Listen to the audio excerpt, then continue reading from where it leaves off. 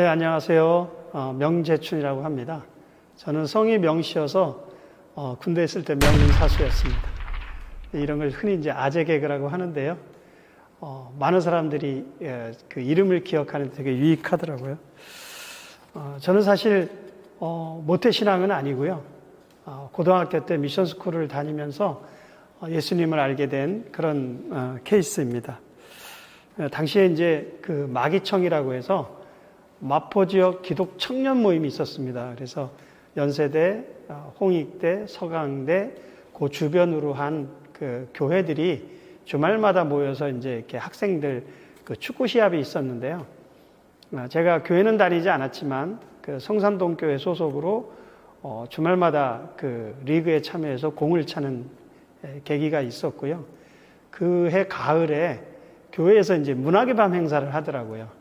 그 문학의 밤 행사를 하면서 초청을 받아서 처음으로 교회에 이제 발을 들이게 됐고, 그것이 이제 예수 믿는 계기가 되었습니다. 당시 제 기도 제목은 하나님, 제 믿음이 식지 않게 해주세요 라고 하는 게 제 기도 제목이었는데요. 지금까지 열심히 사역을 하는 거 보면 그 기도가 현재 진행형이지 않을까, 그렇게 생각을 하고 있습니다. 그리고 어린이 사역에 관심이 많아서 사실은 대학 졸업 후에 어린이 사역을 하려고 꿈을 꿨지만 일반 목회 쪽으로 방향이 틀어져서 사역을 하다가 대전에 내려오게 되면서 다시 이 창조과학을 접하게 되었습니다. 그리고 침신대 MDB 과정을 거치면서 그 사역을 시작을 했습니다. 2003년도부터 제가 이 사역에 뛰어들었으니까 올해 딱 20년 차 사역을 진행하고 있는 과정에 있습니다. 그리고 그 2013년도에 동계 워크숍이 열렸을 때 그 학회로부터 이제 공로패 감사장하고 실장이란 직함을 받게 됐는데, 저희 학회는 10년이 지나고 나면 실장이라는 직함을 줍니다. 그래서 사실은 간사입니다. 간사가 저는 편하고요. 더 행복합니다. 그냥 믿어도 전혀 문제 없고요.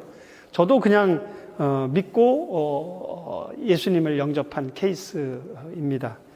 하지만 이제 알고 믿으면 그 파워가 엄청나게 강하게 실린다는 거죠.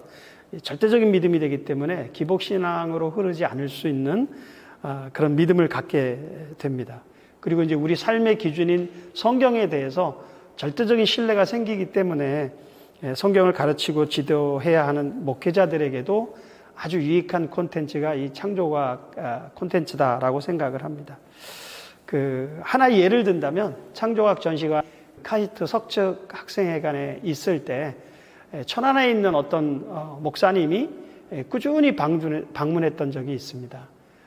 한 3, 4개월에 한 번씩 지속적으로 방문을 하시는데 목사님은 똑같은데 그 구성원들이 자꾸 달라지는 거예요. 그래서 한 번은 이제 물어봤어요. 어떻게 이렇게 매번 구성원이 달라집니까? 그랬더니 그 천안에 있는 한 교회의 부목사님이신데 그 교회 내에 많은 성경 공부 그룹이 있었다고 합니다.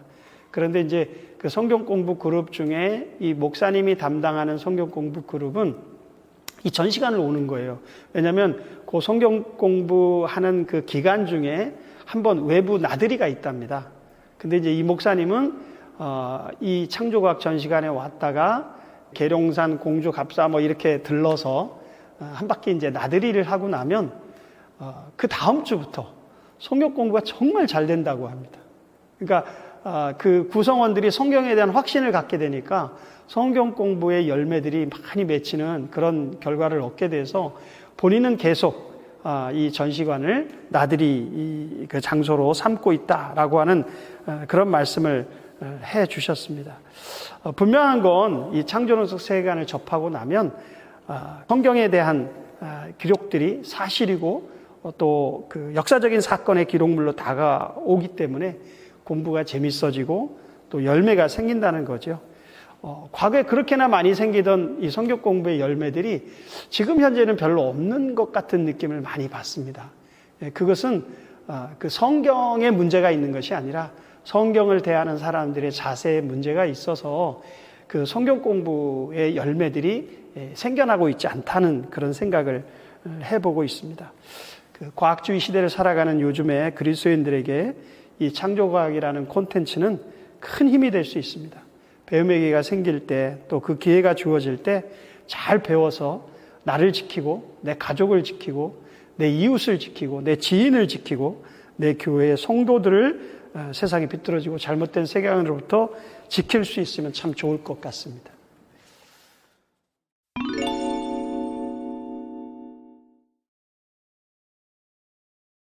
그 중요한 키워드라고 하는 것을 하나로 딱 짚기는 참 쉽지 않죠. 약간의 무리가 있지만 제가 한 20년 정도 이 사역을 하면서 내린 그 창조론과 진화론 논쟁의 결론이 있어요. 그것이 뭐냐면 시간 싸움이라는 거죠.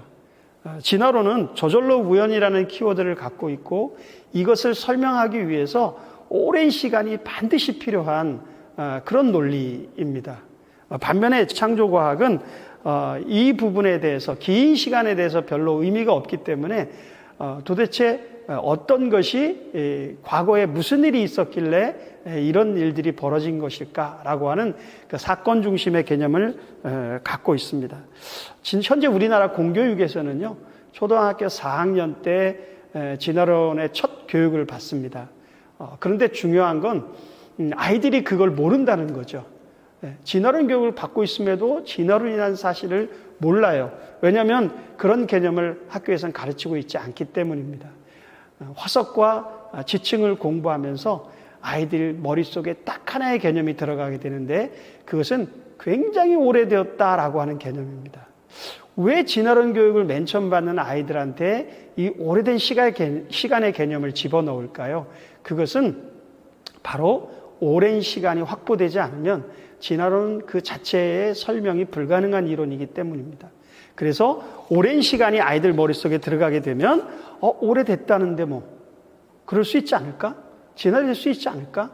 변하지 않을까? 이런 생각들이 자연스럽게 우리 아이들의 머릿속에 들어가게 된다는 것이죠. 물론 학교 이 교육 이전부터도 Y라는 책을 통해서라든지 많은 TV와 매체들을 통해서 진화론적 세계관을 이미 아이들은 많이 습득하고 있습니다. 하지만 신뢰하는 선생님으로부터 공교육의 현장에서 진화론을 본격적으로 배우고 나면 아이들의 사고는 굳어지게 되고 그런 아이들에게 성경은 거짓이 되는 그런 현실이 다가오고 있다고 하는 거죠. 그래서 이런 부분에 있어서 진화론에 맞서서 창조를 우리가 이야기하게 되면 진화론 진영에서 즐겨하는 과학과 종교 싸움이 되기 때문에 진화론에 맞설 수 있는 창조론을 이야기하고 그것을 아이들한테 가르치는 것은 굉장히 중요한 것이다라고 이야기해 볼 수 있겠습니다.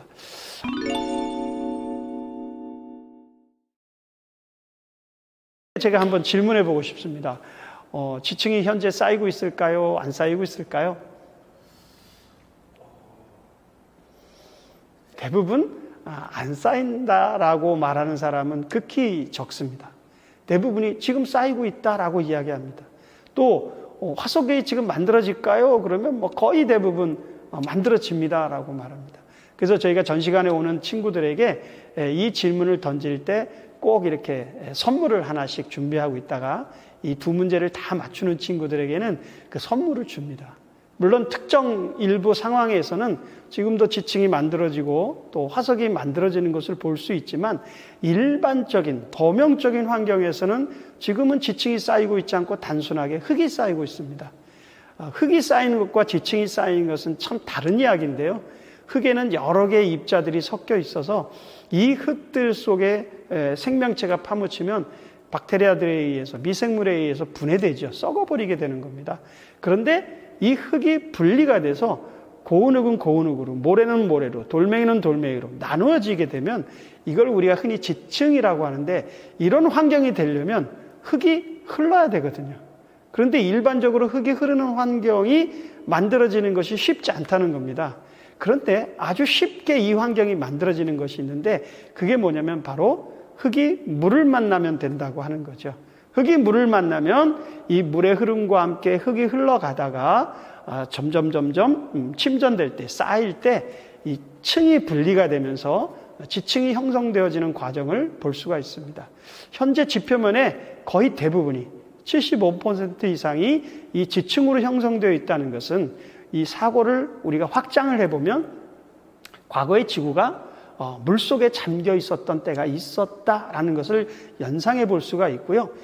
우리 그리스도인들 같은 경우 성경의 이 이야기를 빗대 본다면 노아의 홍수 사건들이 자연스럽게 떠올릴 수밖에 없고, 바로 이 노아의 홍수 사건이 일어났어야만 된다라고 하는 사실들을 기억해 볼 수 있다라고 하는 겁니다. 그래서 아무리 오랜 시간이 지나도 이 흙이 분리가 돼서 층층 이렇게 지층이 쌓여지지는 않거든요. 어떤 사건이 일어나야만 되는 것이고, 또 그 흙 속에 파묻힌 생명이 오랜 시간이 간다고 해서 저절로 화석으로 만들어지는 어렵다라고 하는 겁니다. 그래서 시간이 아니라 사건이다. 오랜 시간이 중요한 게 아니라 과거에 무슨 일이 있었다라고 하는 것들에 대한 생각을 우리가 해봐야 된다라고 하는 거죠. 따라서 제가 중요한 키워드라고 생각하는 것은 바로 이 시간이 아니라 사건이다. 그 사건이란 노아의 홍수와 같은 대격변의 사건을 가르치는 것이다. 이렇게 이해하시면 좋을 것 같습니다.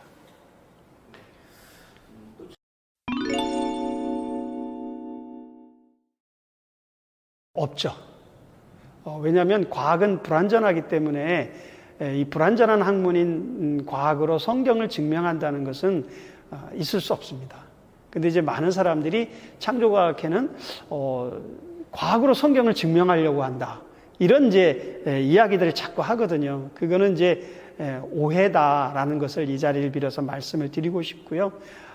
많은 분들이 창조과학을 제대로 공부하지 않고 그냥 주변에 들려지는 이야기, 또 그냥 이렇게 얼핏 떠오르는 생각들로 창조과학을 판단하고 이야기하는 경우들이 많아서 어떤 때는 좀 속상하기도 하고 마음이 아플 때도 참 많습니다. 창조과학은 과학을 통해서 성경을 증명하는 것이 아니라요, 과학의 시대를 살아가는 우리 현대인들에게 어떻게 하면 성경의 역사성과 사실성을 전할 수 있을까, 제대로 전할 수 있을까, 그것에 대해서 가장 잘하는 이 과학이라는 매체를 통해서 증거하고 있다라고 이해해 주시면 좋을 것 같습니다. 증명이 아니라 증거한다. 우리 신학교에도 변증학이라는 과목이 있는데요. 우리 창조과학, 과학을 통해서 성경을 변증하는 사람들이다. 이렇게 이해를 해 주시면 좋을 것 같습니다. 우리가 흔히 과학 그러면요, 실험과학과 기원과학으로 나누거든요. 우리가 일반적인 과학, 관찰되고 있고 문제 제기를 통한 이론을 만들고 이것을 실험을 통해서 검증해내는 영역인 이 실험과학은 우리가 일반적으로 과학하면 떠올리는 영역이지만 과학은 이 실험과학만 다루는 게 아니라 기원과학이라는 것을 다룹니다. 이 기원과학은 뭐냐면 우주의 기원, 지구의 기원, 생명의 기원, 인간의 기원처럼 뭔가의 시작을 설명하는 영역입니다. 근데 이제 문제는 이 기원과학은 크게 두 가지의 문제가 있다는 거죠. 관찰이 안 되고 또 실험을 통해서 검증할 수 없다고 합니다. 여기에서 다루고 있는 것이 바로 진화론과 창조론입니다. 근데 이제 우리 아이들은 이 진화론을 마치 검증된 과학, 실험과학처럼 이해를 하고 창조론은 기원과학에도 안 넣고 교회 다니는 애들이나 믿는 종교야. 그래서 진화론, 창조론을 자꾸 과학과 종교 논쟁으로 보려고 하는 잘못을 범하고 있다라고 하는 겁니다. 진화론과 창조론은 둘 다 기원과학입니다. 실험과학은 증명해내는 영역이지만 기원과학은 증명할 수도 없기 때문에 그저 설명하는 영역에 불과하다는 사실을 잘 기억하셨으면 좋겠습니다. 그래서 진화론으로 설명하는 영역도 있지만 창조론으로도 설명할 수 있는 영역이 있다고 하는 사실들을 우리 자녀들에게 잘 가르쳐 주셔서 이 아이들이 바른 세계관을 가지고 세상을 살아갈 수 있도록 도와주셨으면 참 좋겠다라는 생각을 합니다.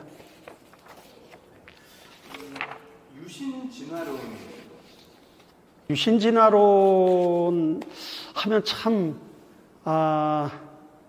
마음이 먼저 아파요. 마음이 아프고 가슴이 답답해지고 이걸 어떻게 풀어야 나가야 될까 고민스럽기도 합니다. 사실은 이게 전에는 전혀 문제되는 것이 아니었는데 최근에 이제 많은 크리스찬들 가운데서도 진화론을 과학적 개념으로 받아들이기 시작하는 분들이 많이 생겨나기 시작했어요. 왜냐하면 진화론을 기원과학으로 보지 않고 실험과학으로 이해하는 분들이 많아졌기 때문입니다. 그러다 보니까 내가 크리스찬이고 하나님을 믿는데 진화론은 과학적 사실인 것 같아. 이런 그 헷갈림 속에서 이걸 어떻게 이해할 것인가 고민하던 많은 사람들이 진화론도 믿으면서 하나님도 믿는 그런 방법을 생각해내기 시작했다는 거죠. 그래서 진화론을 믿으면서도 하나님이 세상을 창조했다.